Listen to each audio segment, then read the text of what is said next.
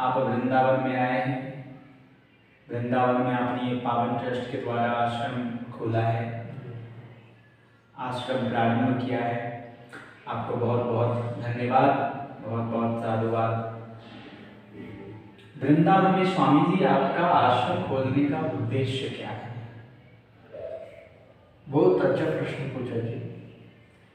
मैं वृंदावन में आने के लिए बहुत दिन से इंतज़ार कर रहा हूँ, लेकिन भगवान के आदेश मुझे अभी मिला है, जो श्री कृष्ण के और राधे माँ के आदेश के बिना कोई भी वृंदावन में पैर नहीं रख सकता, और पैर रख सकता भी, लेकिन यहाँ आश्रम खोलने वाली बात तो बड़ी बात है। ऐसे मुझे भगवान के आदेश मिलने पर मैं यहाँ आ सका हूँ, और यहाँ मेरा जो आश्रम है, मैं अभी बनने के भगवान ने पूरा मुझ पर कृपा, ऐसी कृपा दिया है और ऐसा आज्ञा दिया है, ऐसा आज्ञा मुझे मिला है कि मैं यहाँ आश्रम खोल सकूँ। आपका जो पावन ट्रस्ट है स्वामी जी, उसका उद्देश्य क्या है? मैंने पावन ट्रस्ट का स्थापना 6 साल पहले किया है। मैं अनेक सालों से, यानी कि 11 सालों से मैं भगवान के खोज में हूँ, भगवान के लिए तपस्या कर रहा हूँ। अनेक तरीकों से अनेक गुरुओं के पास गया हूँ, मुनियों के पास गया हूँ, ऋषियों के पास गया हूँ, हिमालय में गया हूँ। इस तरह मेरा खोज भगवान के बारे में 11 साल से मैं खोज रहा हूँ।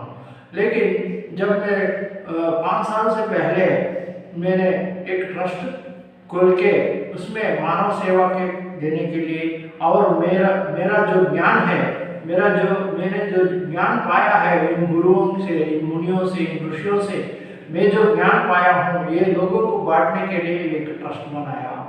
और मैं ये ट्रस्ट के जरिए योगा, मेडिटेशन, कुंडलिनी योगा, चक्रा एक्टिवेशन और जो स्पिरिचुअल नॉलेज है, जो हमारे शास्त्रों में जैसे भगवद गीता है, भागवत है, इस तरह के शास्त्रों में जो भी कहा गया है, भगवान के मुंह से जो भी कहा गया है, और मुझे जो ज्ञान मिला है, वो मैं लोगों को बांटने के लिए ही ये ट्रस्ट बनाया है।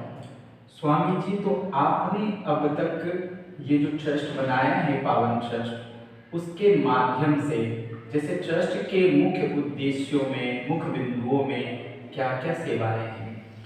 यह ट्रस्ट के जरिए मेरा मुख्य उद्देश्य है कि केवल लोगों को मेरा ज्ञान जो है वो दे सकूं, और लोग इस ज्ञान को पाकर वो तंदुरुस्त, अपने शरीर को तंदुरुस्त करें, अपने दिमाग को तंदुरुस्त करें, ताकि वो भगवान को जानने के लिए इतना उनको ज्ञान प्राप्ति हो सके कि ताकि वो भगवान को प्राप्त कर सके।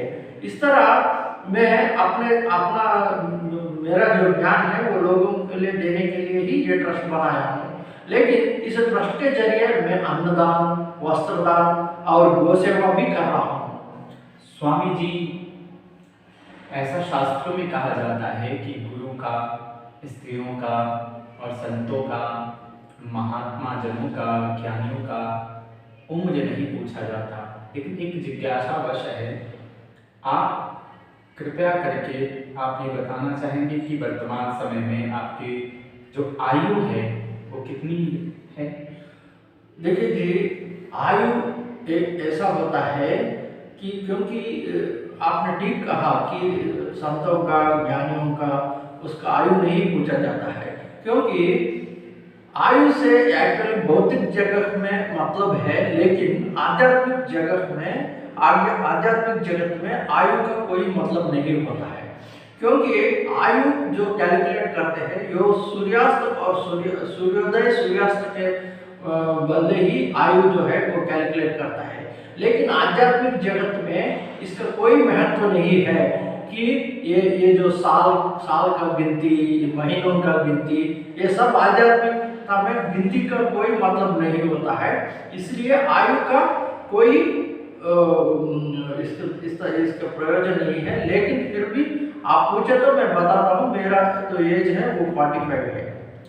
स्वामी जी, अगला जो हमारा जिज्ञासा है आपसे ये है कि क्या ऐसा शास्त्रों में कहा गया है, अर्थ धर्म न काम रुचि गति न चहु निर्वाण।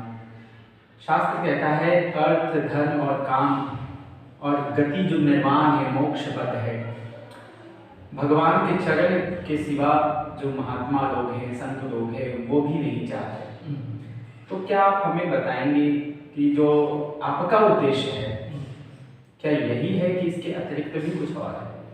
नहीं, ये क्या होता है कि पुरुषार्थ बोलते हैं, धर्म अर्थ काम मोक्ष जो है वो पुरुषार्थ कहला जाता है। पुरुषार्थ का मतलब है कि हर कोई काम क्यों करता है, क्योंकि हर कोई काम करने का लक्ष्य एक होना चाहिए, उसका अर्थ क्यों होना चाहिए, अर्थ मतलब मीनिंग।